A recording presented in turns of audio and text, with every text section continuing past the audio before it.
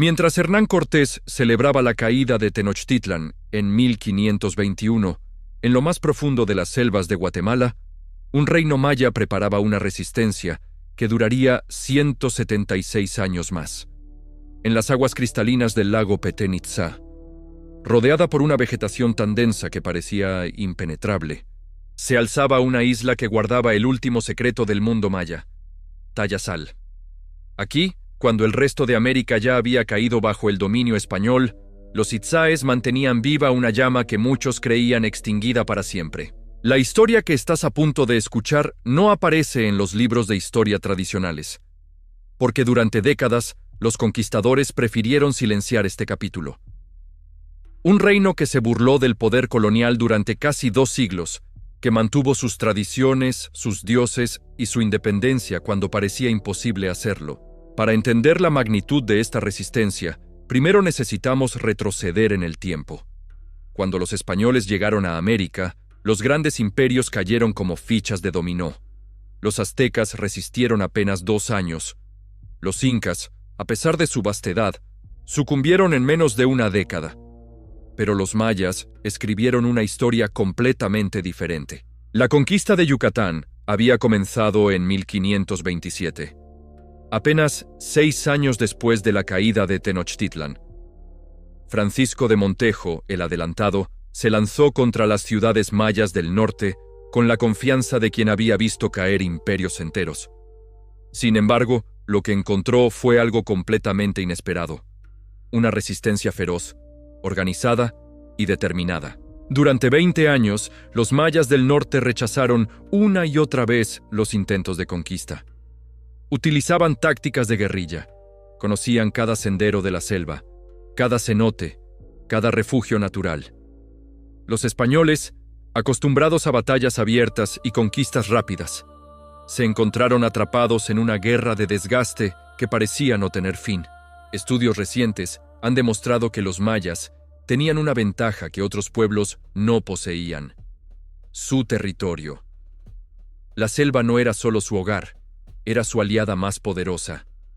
Cada árbol, cada pantano, cada río se convertía en una barrera natural que multiplicaba su fuerza defensiva. Los caballos españoles, tan efectivos en las llanuras mexicanas, resultaban inútiles entre la vegetación densa y los terrenos pantanosos.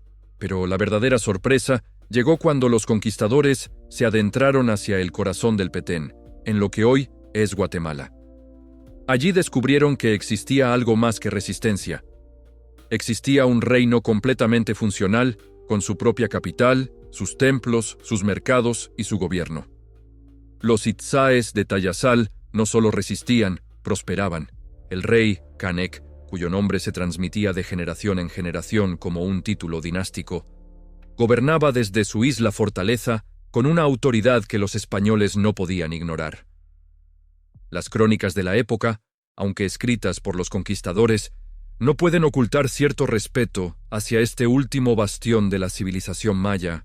Lo que hace aún más fascinante esta historia es cómo los itzáes lograron mantenerse independientes durante tanto tiempo. Algunos investigadores sugieren que desarrollaron un sistema de espionaje y diplomacia extremadamente sofisticado. Sabían exactamente cuándo se acercaban las expediciones españolas, conocían los planes coloniales y, según algunas teorías, incluso tenían informantes en las ciudades conquistadas. Durante décadas, Tayasal se convirtió en un refugio para todos aquellos mayas que se negaban a aceptar el dominio español. Guerreros, sacerdotes, artesanos y familias enteras cruzaban la selva buscando este último rincón de libertad. La población de la isla creció, y con ella su determinación de resistir. Los españoles intentaron conquistar Tayasal en múltiples ocasiones. La primera expedición seria llegó en 1525, cuando Hernán Cortés en persona visitó la isla durante su épico viaje a Honduras. Pero lo que sucedió en ese encuentro sigue siendo un misterio. Algunas crónicas sugieren que Cortés fue recibido pacíficamente, otras que tuvo que retirarse al comprender que un ataque directo sería suicida. Durante el siglo XVI y gran parte del XVII, Tayasal se mantuvo como una isla en el tiempo. Mientras el mundo colonial se expandía a su alrededor, los itzáes continuaban celebrando sus ceremonias ancestrales, manteniendo sus calendarios sagrados y gobernándose según sus propias leyes. Esta resistencia tan prolongada nos enseña algo fundamental sobre el poder de la determinación y la identidad cultural. En un mundo que cambiaba a velocidad vertiginosa, los habitantes de Tayasal eligieron preservar lo que consideraban esencial: su forma de vida, sus creencias y su libertad. Su ejemplo nos demuestra que incluso en las circunstancias más adversas, es posible mantener vivos los valores que realmente importan. Las expediciones misioneras que intentaron evangelizar la región durante el siglo XVII se encontraron con una sorpresa tras otra. Los itzáes no solo mantenían sus tradiciones religiosas, sino que las habían perfeccionado y adaptado. Algunos frailes informaron de ceremonias que describían como más elaboradas y complejas que cualquier cosa vista en Yucatán antes de la conquista. Trabajos de campo modernos en la zona del lago Petén Itzá han revelado evidencias arqueológicas que respaldan estas crónicas. Los restos encontrados en Tayasal muestran una continuidad cultural impresionante, con objetos y construcciones que mantienen los estilos clásicos mayas hasta bien entrado el siglo XVII. Pero la historia de Tayasal no era solo sobre resistencia militar. Era sobre la preservación de conocimientos que el mundo estaba a punto de perder para siempre. Los códices mayas, los conocimientos astronómicos, las técnicas agrícolas ancestrales, todo esto se mantuvo vivo en esta isla mientras desaparecía del resto del territorio conquistado. Los últimos años del reino de Tayasal fueron los más intensos. A medida que el siglo XVII llegaba a su fin, la presión española se intensificaba. Las rutas comerciales coloniales necesitaban atravesar el Petén, y la existencia de un reino independiente en el corazón de la región se había convertido en un problema político y económico que Madrid no podía ignorar por más tiempo. La expedición final, comandada por Martín de Ursúa, se preparó durante años. No sería una simple incursión militar, sino una operación planificada meticulosamente, con construcción de caminos, establecimientos de bases de suministro y una logística que demostraba la importancia que los españoles daban a esta conquista pendiente. Martín de Ursúa no podía dormir. Sus mapas estaban extendidos sobre la mesa de madera tosca de su tienda de campaña, iluminados por la luz vacilante de 3 velas que llevaban horas derritiéndose. Era marzo de 1697, y después de 3 años de preparativos, finalmente había llegado el momento que definiría su carrera militar y el destino del último reino libre de América. La construcción del camino hacia el lago Petén Itzá había sido una pesadilla logística. Cada kilómetro había costado meses de trabajo, sudor y vidas. Los ingenieros españoles tuvieron que inventar técnicas completamente nuevas para atravesar pantanos que parecían tragarse literalmente las herramientas. Los árboles eran tan grandes que hacían falta equipos de 12 hombres trabajando durante días enteros para talar uno solo. Pero lo que realmente inquietaba a Ursúa no era el terreno, sino el enemigo. Durante los meses de construcción, sus hombres habían informado de avistamientos extraños. Figuras que aparecían y desaparecían entre los árboles como fantasmas, sonidos de tambores que llegaban desde lugares imposibles de localizar, y lo más perturbador de todo, evidencias de que alguien saboteaba sus trabajos durante la noche de formas extremadamente precisas. Los itzáes conocían cada movimiento de la expedición española. Habían desarrollado un sistema de comunicación que utilizaba sonidos de animales, reflejos de espejos de obsidiana y señales de humo tan sutiles que los conquistadores tardaron meses en darse cuenta de que estaban siendo observados constantemente.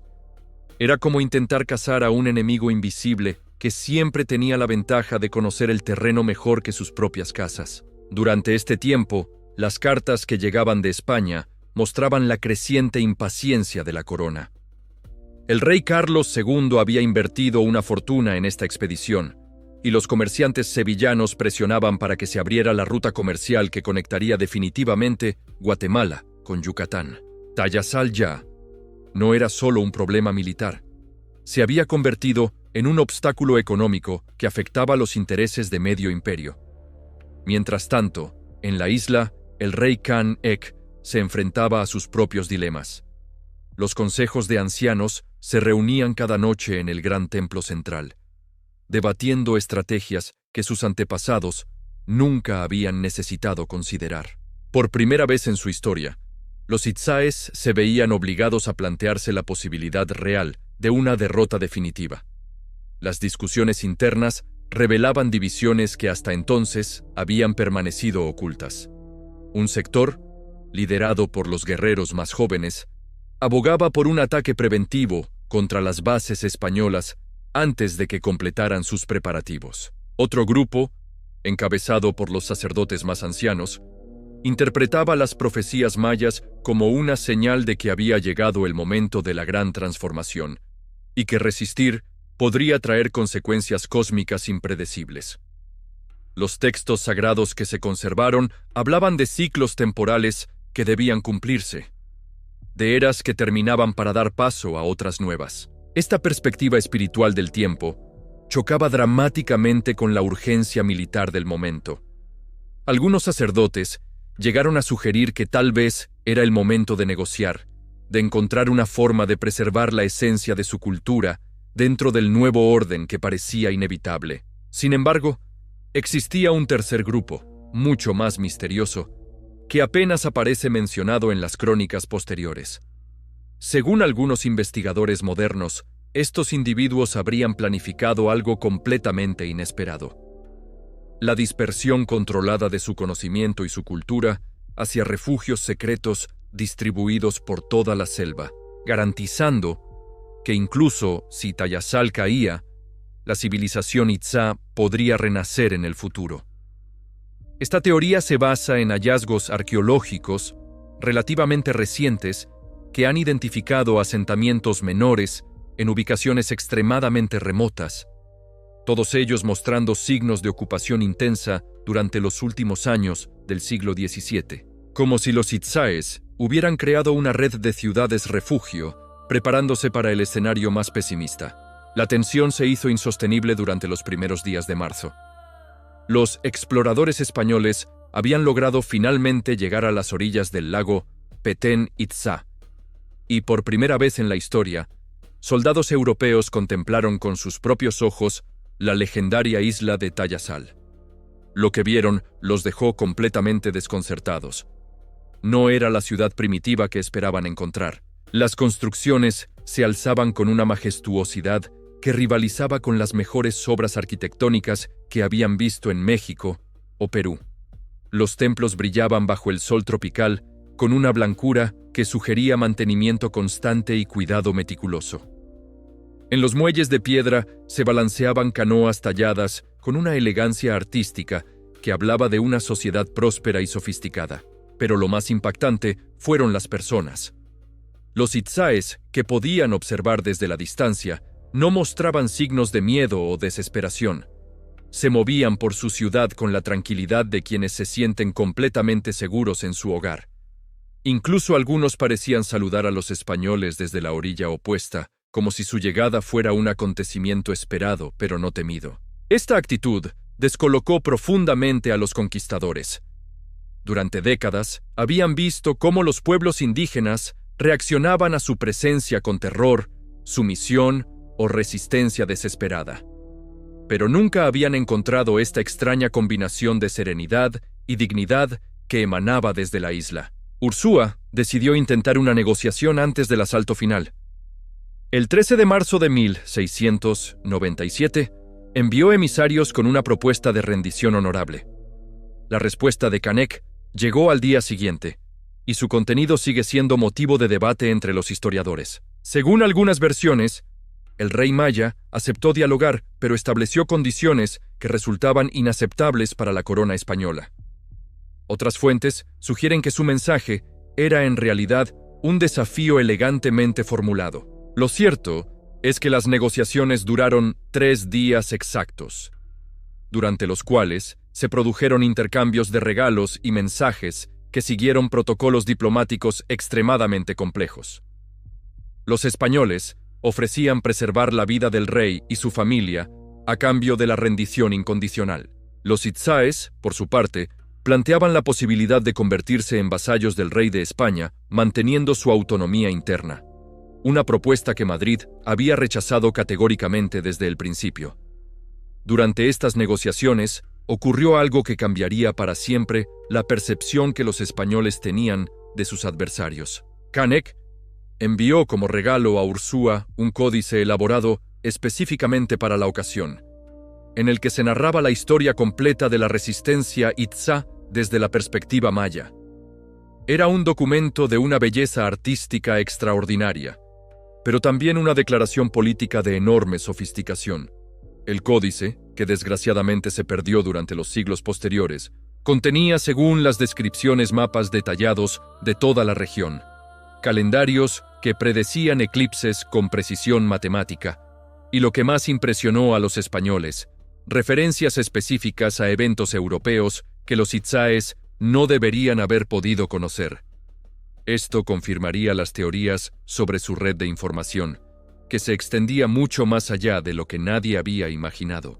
El fracaso de las negociaciones era previsible, pero su impacto psicológico fue devastador para ambos bandos. Los españoles se dieron cuenta de que no se enfrentaban a un pueblo primitivo aferrado al pasado, sino a una civilización que había evolucionado y se había adaptado durante 2 siglos de resistencia, manteniendo su esencia mientras desarrollaba capacidades completamente nuevas. Los itzáes, por su parte, comprendieron finalmente que no existía espacio para el compromiso en el nuevo mundo que se estaba configurando. La mentalidad europea no podía concebir la coexistencia de soberanías, especialmente cuando estaban en juego intereses económicos tan importantes. El asalto final comenzó antes del amanecer del día 16 de marzo. Ursúa había construido bergantines especiales que fueron transportados por tierra pieza a pieza y ensamblados en las orillas del lago durante la noche. La superioridad tecnológica española iba a manifestarse de la forma más decisiva posible, a través del dominio de las aguas que hasta entonces habían protegido la isla. La batalla que siguió duró menos de 4 horas, pero su intensidad fue legendaria. Los itzáes lucharon con una ferocidad que sorprendió incluso a soldados veteranos que habían participado en docenas de campañas. No era la desesperación de quien no tiene nada que perder, sino la determinación fría de quien está dispuesto a pagar cualquier precio por defender algo sagrado. Cuando finalmente las banderas españolas se alzaron sobre los templos de Tayasal, el silencio que siguió fue tan profundo que muchos soldados lo recordarían durante el resto de sus vidas. No había gritos de victoria, no había celebraciones.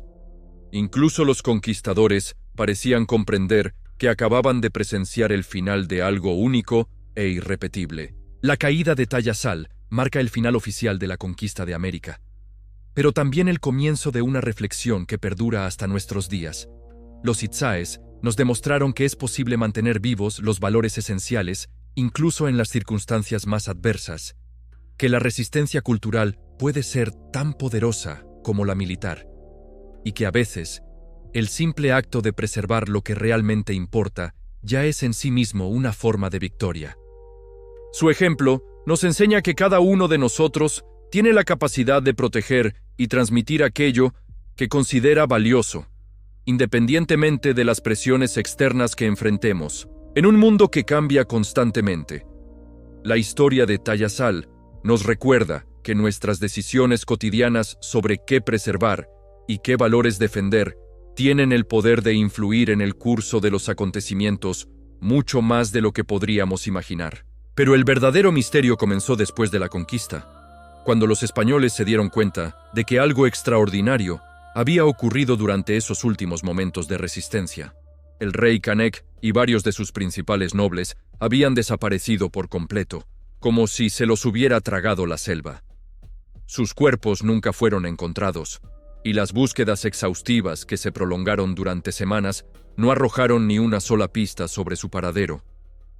Los soldados que habían participado en el asalto final comenzaron a contar historias cada vez más extrañas. Hablaban de túneles secretos que se extendían bajo los templos principales, de pasadizos que parecían comunicar directamente con la orilla opuesta del lago, y de cámaras subterráneas llenas de objetos que brillaban con una luz propia en la oscuridad. Aunque muchos de estos relatos fueron descartados como fantasías de soldados exhaustos, excavaciones arqueológicas modernas han confirmado la existencia de un complejo sistema de túneles bajo la antigua Tayasal que efectivamente conectaba varios puntos de la isla con el continente. Lo que los conquistadores encontraron en la superficie tampoco coincidía con sus expectativas. Los templos principales habían sido sistemáticamente vaciados de sus tesoros más valiosos. No quedaba ni un solo códice, ni una pieza de orfebrería, ni siquiera las estatuas de los dioses, que según las crónicas anteriores decoraban los altares principales. Era como si alguien hubiera ejecutado un plan de evacuación perfectamente coordinado, trasladando siglos de patrimonio cultural a un lugar seguro antes de la batalla final. Las investigaciones llevadas a cabo durante los meses posteriores a la conquista revelaron indicios aún más desconcertantes. En varias ubicaciones alrededor del lago, los españoles encontraron restos de hogueras recientes donde habían sido quemadas grandes cantidades de documentos. Las cenizas contenían fragmentos de papel amate y tintes que los frailes identificaron inmediatamente como pertenecientes a códices mayas. Parecía que los itzáes habían preferido destruir parte de su conocimiento antes que permitir que cayera en manos extranjeras. Sin embargo, esta destrucción no había sido aleatoria. Los pocos fragmentos recuperables mostraban un patrón muy específico. Se habían conservado los textos relacionados con la historia dinástica y las profecías, mientras que los conocimientos técnicos sobre agricultura, medicina y astronomía habían sido completamente eliminados. Como si los itzáes hubieran querido asegurarse de que su identidad espiritual perdurara, pero que sus secretos prácticos murieran con ellos. Durante los años que siguieron a la caída de Tayasal, comenzaron a circular rumores por toda la región sobre avistamientos de antiguos nobles itzáes en lugares remotos de la selva. Comerciantes indígenas que transitaban las rutas más apartadas del Petén hablaban de encuentros con personajes vestidos con las antiguas túnicas reales que aparecían brevemente para intercambiar noticias y luego se desvanecían entre la vegetación como si nunca hubieran estado allí. Estos testimonios, aunque imposibles de verificar, siguieron apareciendo con una consistencia sorprendente durante casi 3 décadas después de la conquista. Los informes coincidían en detalles específicos. Los misteriosos personajes siempre preguntaban por noticias de otros grupos mayas de la región, mostraban un conocimiento extraordinario sobre los movimientos de las autoridades coloniales, y ocasionalmente dejaban como regalo pequeños objetos de jade tallado con una maestría que los artesanos locales no sabían explicar. La administración colonial española intentó investigar estos rumores de forma sistemática, pero sus esfuerzos tropezaron una y otra vez con la misma dificultad. La selva del Petén seguía siendo territorio hostil, incluso después de la conquista oficial. Las expediciones de búsqueda se perdían durante semanas en laberintos de ríos y pantanos. Los guías indígenas desaparecían misteriosamente durante la noche, y los pocos rastros que lograban encontrar los conducían invariablemente a callejones sin salida. Una de estas expediciones, dirigida por el capitán Diego de Ordóñez en 1702, logró penetrar más profundamente en la selva que cualquier otra misión anterior. Su diario, conservado en los archivos de Guatemala, describe el descubrimiento de una pequeña ciudad aparentemente abandonada, construida completamente con piedras extraídas de las ruinas de antiguos templos mayas. La arquitectura mezclaba elementos clásicos con innovaciones que Ordóñez describía como imposibles de clasificar según los estilos conocidos. Lo más intrigante de este hallazgo era que la ciudad mostraba signos de haber sido habitada muy recientemente. Los fogones todavía contenían cenizas tibias. En los campos de cultivo crecían plantas que no podían haber germinado por sí solas, y en el centro de la plaza principal se alzaba una estela de piedra con inscripciones tan frescas que la tinta aún no se había desvanecido completamente. Sin embargo, cuando los españoles regresaron al lugar apenas 6 meses después, con refuerzos y provisiones para establecer un puesto permanente, no encontraron absolutamente nada. Ni ruinas, ni rastros de construcciones, ni siquiera los senderos que, según el diario de Ordóñez, los habían llevado hasta allí. Este tipo de desapariciones inexplicables se convirtió en una constante durante las primeras décadas del período colonial.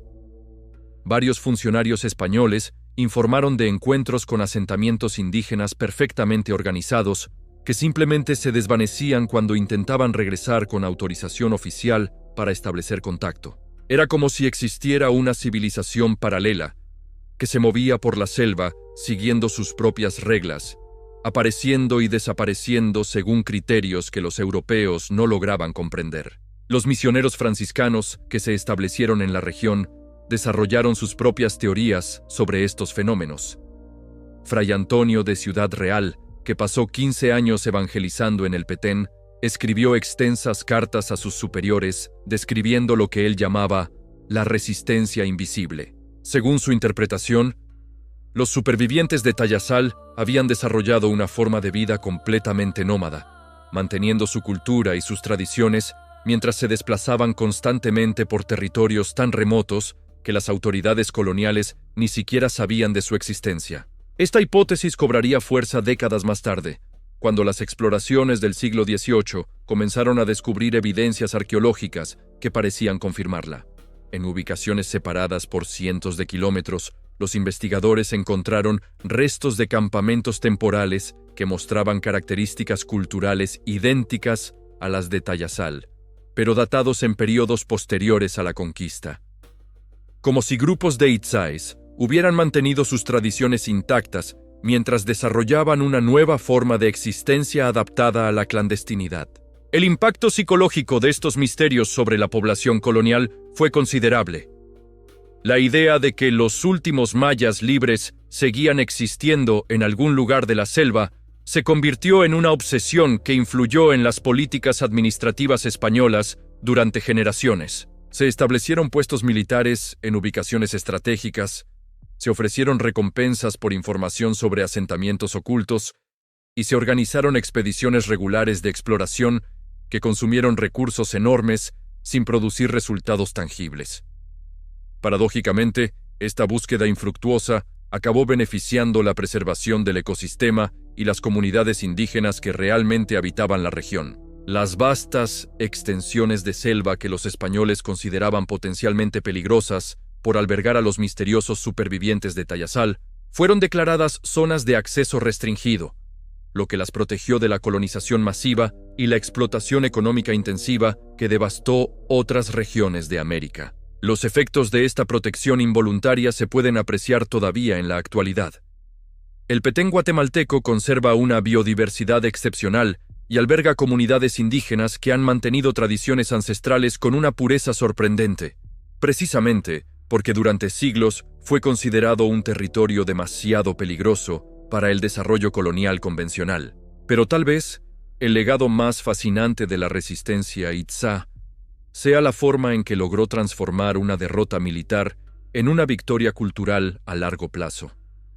Los conocimientos y tradiciones que lograron preservar y transmitir en la clandestinidad acabaron influyendo de manera decisiva en el desarrollo de la identidad maya moderna. Muchos de los elementos culturales que hoy consideramos característicos de los pueblos mayas de Guatemala tienen sus raíces directas en las innovaciones desarrolladas por los supervivientes de Tayasal durante sus décadas de resistencia oculta. La historia de los Itzáes nos demuestra algo fundamental sobre la naturaleza humana: que la verdadera fortaleza no siempre reside en resistir hasta el final, sino en saber cuándo adaptarse para garantizar la supervivencia de lo que realmente importa. Su capacidad para transformar una civilización sedentaria en una cultura nómada, manteniendo intacta su esencia espiritual mientras desarrollaban nuevas estrategias de supervivencia, representa una de las adaptaciones culturales más extraordinarias de la historia americana. En nuestro mundo actual, donde el cambio constante se ha convertido en la única constante, el ejemplo de los Itzáes adquiere una relevancia especial. Nos enseña que es posible preservar nuestros valores esenciales incluso cuando las circunstancias nos obligan a modificar radicalmente nuestras formas de vida. Su historia nos recuerda que la verdadera resistencia no siempre es frontal, que a veces la flexibilidad estratégica puede ser más poderosa que la rigidez heroica, y que el coraje para adaptarse puede ser tan admirable como la determinación para mantener el statu quo. Al final, los últimos mayas libres nos legaron algo más valioso que una victoria militar. Nos mostraron que el espíritu humano tiene una capacidad infinita para reinventarse sin perder su esencia, para encontrar nuevos caminos cuando los antiguos se vuelven impracticables, y para convertir incluso las derrotas más dolorosas en semillas de futuras resurrecciones.